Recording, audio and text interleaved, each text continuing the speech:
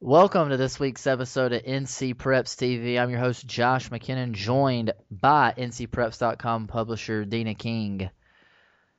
Dina, last week was the last week of the regular season. We had a lot of upsets, including our game of the week, where Scotland went on the road to defeat the Richmond Raiders 21-14. That makes 2 years in a row now for the Scots. They seem to catch fire this time of year pretty much on regular now. It's 2 years in a row they've done it, and Jalen Ratliff had a great game, rushing for 141 yards, and I didn't have a chance to get to the game, Dina, but I did watch it on the on-demand channel, and I tell you, the Scots look good heading into the playoffs. Yeah, they seem like they have regrouped after that loss to New Hanover earlier, and they're peaking at the right time, like you said.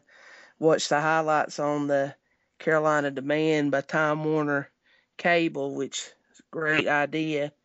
And for folks that didn't get to go down there, that's one of the top places to go watch a game. The atmosphere, especially when you have two rivals like that bring huge crowds and got great players. And I just want to congratulate Coach Bailey on a good win for his first year at Scotland, and so it's a it's a good uh, momentum thing going into the playoffs. Yeah, and Dina, winning this conference championship to me is one of the biggest feats around the state. I mean, in my opinion, I look at this SEC conference just like the one in college football, like I always tell you. It's tough every week in that conference. And there's a lot of good conferences around the state, but this, in my opinion, is one of the best. And for the Scots to win it, that's a huge accomplishment, and shout out to them. But they're going to drop down this week in the playoffs to the 4 little A, and Richmond will obviously play up in the 4 big A. But, this Richmond County team, let's talk about what you think about this Richmond team. Their first loss of the season. And, Dina, I don't know about you, but when I looked at them play on film, they look just like Kevin told us. They're one of the most physically sound teams up front. Yeah, they got a good line with Tyrone Crowder and Alex Norton, and a good running attack with Dockwad Nichols, who's heading the state, and got a good quarterback there. And so, you know, I know it was a big loss, a hurtful loss to them, but we'll see how they bounce back in the playoffs. I know Coach, um, he will have them bounce back, and the Raider fans being happy again. I believe they start off the playoffs with a team carry, a 5-5, and their bracket kind of looks kind of positive towards Richmond. So they should make some noise in the playoffs. Dina, coach for Richmond, is it Coach Hoggard? Coach Hoggard. Coach Hoggard, yeah, he's done a phenomenal job there at Richmond, and what a great crowd they had on hand. Like I said, I just watched it on TV, but I mean, you could tell the Scots had brought a great crowd, and Richmond always brings a good crowd, and it was a great atmosphere on Friday night, and a great win for young sophomore quarterback Jalen Ratliff on the road for the Scots, and they look poised for another great run in the playoffs. Dana, let's move on to talk about your team, Starmount. Last week, a little bit of a disappointing loss. Can you talk a little about the game? Well, both teams came in undefeated in conference. Wilkes Central senior night, and uh, it was, I guess, Wilkes Central. They took advantage of their opportunities and made big plays, and Starmount didn't. Wilkes Central has a big offensive and defensive line, and first series of the games they stopped Starmount on the 1 foot line on 4th and goal, and had another one a little bit later in the game, and it was a defensive battle with Wilt Central scoring on 4th and 5 on their own 45-yard line. A gutsy call by Coach Funderburk, and Victor Williams took it 55 yards for a touchdown with about 40 seconds left till halftime. So that was a big swing of momentum towards Wilt Central, because I don't think Starmount had been behind all year at that point. I know they hadn't been behind all year. The second half was a little bit of the same defensive battle. Starmount had a fake punt where they had a kid streaking down the middle, wide open, and overthrowed him, and basically was a sure touchdown. And Wilt Central added another late touchdown at the start of the fourth quarter, and on the ensuing kickoff, Starmount James Watson returned it deep into Wilt Central territory, and the Rams finally scored and cut it to 14-7 with about 5 or 6 minutes left. Wilt Central started driving the ball and kind of was milking the clock and basically trying to put the game out of reach, and one of the ball carriers broke through, and one of Starmount's players, Zach Worley, followed the play, knocked the ball out of the kid's hand, and Starmount recovered, and looked like they were driving to tie the ball game. But a kid, forget his name, he had 2 interceptions in that game. He made a play on the ball and intercepted the pass and gave Wilt Central the win and their first title in 5 years, and it stopped Starmount's reign of conference championships since 2008. Well, Dina, let me ask you. I'm looking at, and obviously we're going to talk playoffs a little bit later on, but these two teams have a potential to meet again. Is there any chance you think these two teams can possibly meet again? Starmount's got a tough first-round game against Carver, who, like we were talking about earlier, Carver could have a home game this Friday night, but instead they're on the road at Starmount. Well, anything's possible in the playoffs, and you take a look at that 2A Midwest pod, and you look at those names in that pod. I mean, they're Carver and Starmount, Thomasville, Maiden, and Lincoln. And those 5 teams have won state championships. I think that's a pretty tough pod.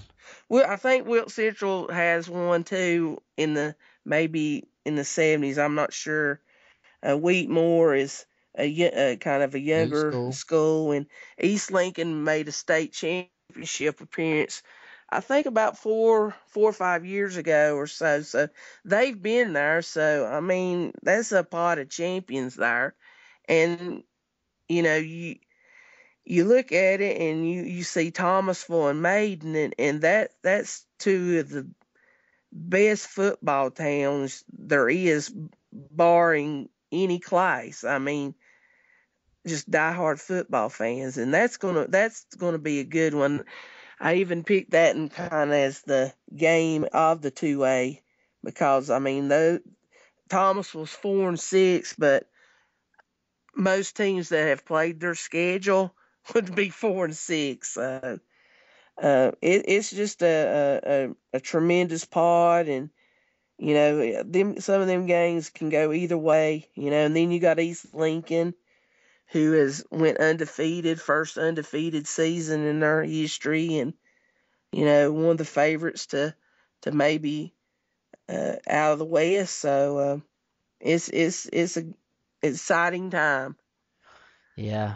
Well, we'll move on to talk about last week's. Another one of the game of the weeks was Independence and Butler played at Memorial Stadium. Dina, I had a chance to be there, and it was a pretty good crowd on hand. I couldn't tell who had more fans, but I was expecting Butler to have a lot of fans there. But Independence brought a pretty good crowd, and Cam Newton, the quarterback of the Carolina Panthers, I'm sure everybody knows him, But he was on hand on the sidelines, joking around with the media, having a good time.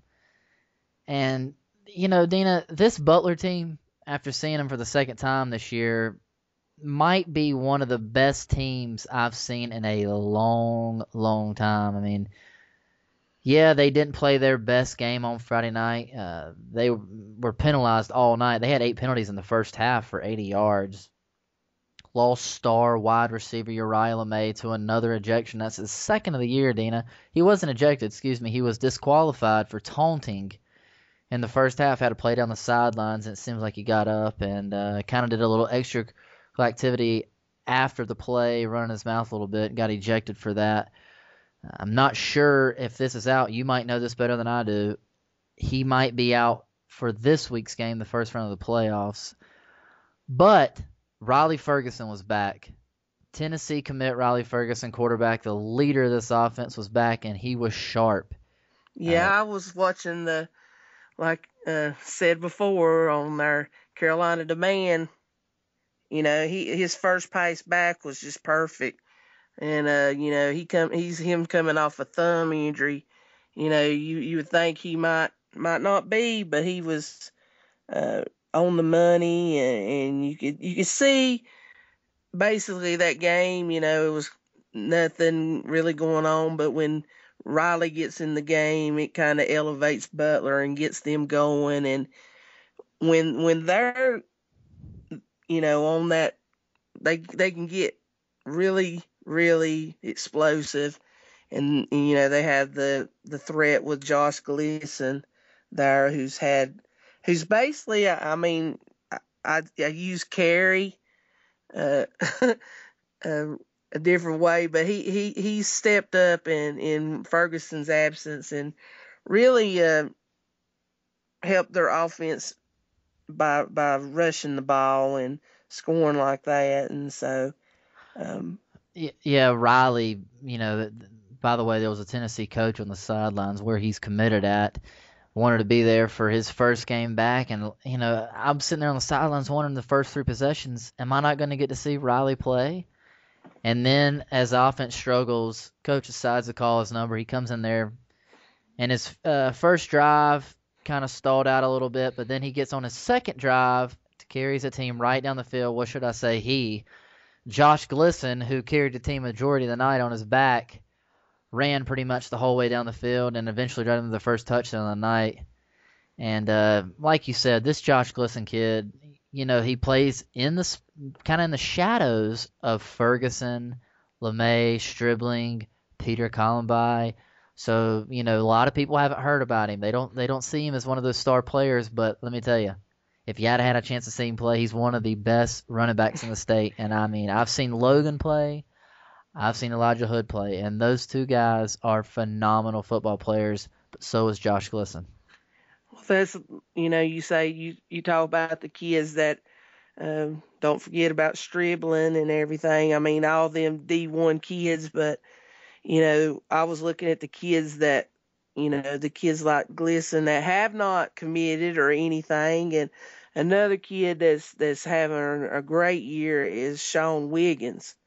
And on the television, he was basically on every tackle, and him and Colomai, they complement each other and everything. And of course, he's going to be a Shrine Bowl player. And but I'm just curious to see. I did know that Butler did lose their defensive lineman Grant Pulaski went down with an injury, and I'm interested to see if he's going to be able to come back or if was a serious injury that's going to knock him out, because he is one of their big defensive players for the Bulldogs also, and I'm just curious about that too. Yeah, I talked to Sean after the game, and what another phenomenal game. The last play of the game, he jumped up and snagged an interception out of the air to run the clock out, and just a phenomenal kid.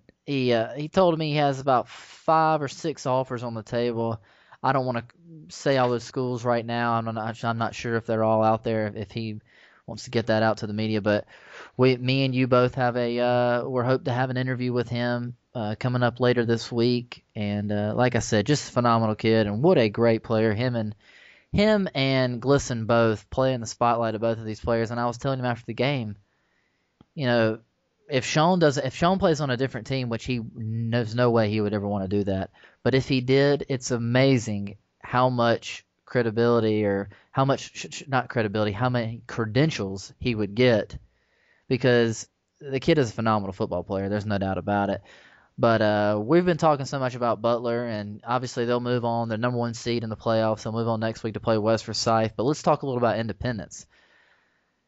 I saw them earlier in the year against Vance, and they got ran up and down the field, and they were looking like it was going to happen this week, but it didn't. They made the quarterback switch to the young quarterback Kelvin Hopkins, and I was very impressed with this kid. He's got a different ability than the other quarterback that was starting. He's got the ability to keep plays alive with his feet. He's got the ability to get outside the pocket and run with the ball. He plays with no fear. Their other quarterback that was in there, and his name is not coming to me right now. He played Canella. He played tight end for him last year. He almost looked like he took a lot of sacks. He didn't want to make any mistakes. Very, very smart player, very smart kid. If he had the offensive line that some other people have around the state, say Richmond, he'd be a very, very good player because he needs a lot more time. But Kelvin Hopkins, he plays with no fear. He will throw a pass into double coverage, sometimes where he doesn't need to throw it. Sometimes he'll complete that pass, though. But he gives his very talented receivers like Daquan Barnes, chances to make plays. And I think he's going to be great. I think he's really going to be a great player for Independence and one of the next superstars for him. Well, if you play quarterback at Independence, you know the heritage there. Mark May, Chris Leak, McFadden, Joe Cox, Hakeem Nicks, Massaquoi. Yeah. I mean, the list goes on. You're right, Dina. That's just talent. But Josh, if you look at that pod, you see some interesting names there. You see Page and East Forsyth in that little pod there, and what people are thinking. They'll start looking ahead, and you're like maybe calling East Forsyth this the Page of 2012, and they may get a chance at them, but we're not giving anything past Rocky River, Providence, who have D1 talent on their squad. So should be some interesting games in that pod. And don't forget Page. I mean, Page is still sitting there too. But let's talk about Independence. They got to play Northwest Guilford this week. Reed Baxter, I saw him 2 weeks ago. He's a great player. He plays offense and defense, known as a running back. He's been there for 3 years, though. He won all conference as a sophomore. This kid is not going to go out easy. I mean, just because he sees Independence, I got to travel all the way down to Charlotte from Guilford County. Well, they beat Richmond out last year, so they did. They look forward to these big name teams. Yeah, and he's not going to be scared. I promise you that. In his last game, he will leave it all on the field. I promise you that. And ask East Forsyth. Northwest Guilford is not an easy game, and if there is an upset in the first round, I think this could be one of them. I think they can go down because if Independence struggles, it's against the run. Josh Glisson, remember when they played Vance a few weeks back? Lorenz Bryant ran all over him. He had over 100 yards in the first half. So, and with this wing team offense that Northwest Guilford runs, it could cause the Patriots some problems on Friday night. Well, Dina, I guess we'll move on and talk a little bit about Players of the Week last week. That's our last week for the VTO Sports Players of the Week, and thanks to them once again for sponsoring this award this year for us. I'll start in the 1A. Trey Clark of North Rowan had 2 interceptions last week. He returned 1 for a score. He also returned a fumble for a score. He also returned a kickoff for a score. And he kicked 7 extra points. He kicked 7 extra points. So this is a kicker, an athlete, all of the above. They had to ice down his legs. Yeah. Yeah, and a 74-0 win over South Davidson. So Trey, that's a pretty good feat right there. In 2A, Trey Sharp of Carborough ran 17 times for 356 yards with 5 touchdowns and caught two passes for 92 yards with another touchdown in a 63-34 win over Providence Grove. Wow, 356 yards. In the 3A, Marquell Manning of Franklin ran for 341 yards and 5 touchdowns in a 48-21 win over Tuscola. In 4A, Jonathan Lloyd had a great all-around game, 25 carries for 218 yards with 5 touchdowns, and he passed for 139 yards with 2 more touchdowns, and had the game-saving interception on defense in a 56-50 win over Ben Smith. Dean, and before we go to break, I just wanted to congratulate. We need the private school too. Did you forget? Oh, the private school. Do you have the Don't forget private about school? them.